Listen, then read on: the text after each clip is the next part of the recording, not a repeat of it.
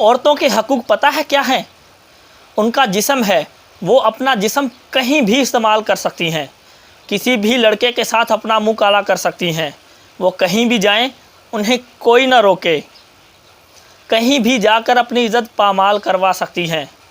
अरे ओ बदबख्त औरतों, जब किसी औरत का रेप हो जाता है तो वहशी दरिंदा मर्द को ही कहती हो, और जब खुद अपनी इज़्ज़त पामाल करवाने के लिए औरत मार्च निकलवा रही हो तो वहशी दरिंदा कौन है? अगर कोई औरत बुर्का पहनकर अपने हकूक़ के लिए निकलती तो खुदा की कसम आधा पाकिस्तान उसको हकूक़ दिलवाने के लिए उसके साथ खड़ा हो जाता। तुम कौन से हकूक़ मांग रही हो? सर पर दुपट्टा नहीं है, बाल खुले हुए हैं, छाती नज़र आ रही है, टी शर्ट पहनी हुई है, पैरों में पैंट पहनी हुई है और निकल पड़ी हैं अपने हकूक़ मांगने के लिए। अरे तुम्हारे इस खुले हुए बालों को देखकर तो किसी भी मर्द का दिल करेगा तुम्हारा रेप करने के लिए, और फिर तुम वहशी दरिंदा भी इसी मर्द को कहोगी।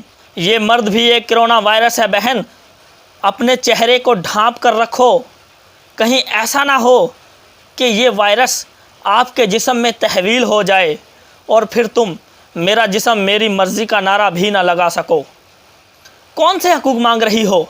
कॉलेज में पढ़ती हो ना? ये बताओ, इस्लाम ने औरत को कौन से हकूक़ देने की इजाज़त दे रखी है? मर्द औरत को कौन से हकूक़ दे सकता है? इनको तो बस ये पता है कि खाना गर्म कर लिया है तो बिस्तर गर्म नहीं करना, अगर बैठ गई हैं तो टांगे खुली करके बैठना है। अरे लानत है इन लड़कियों के भाइयों पर जो अपनी बहनों को औरत मार्च करने के लिए भेज देते हैं, और लानत है उन कॉलेजेस पर जो ऐसी लड़कियों को प्रमोट करते हैं, औरत मार्च करने वाली लड़कियों को प्रमोट करते हैं।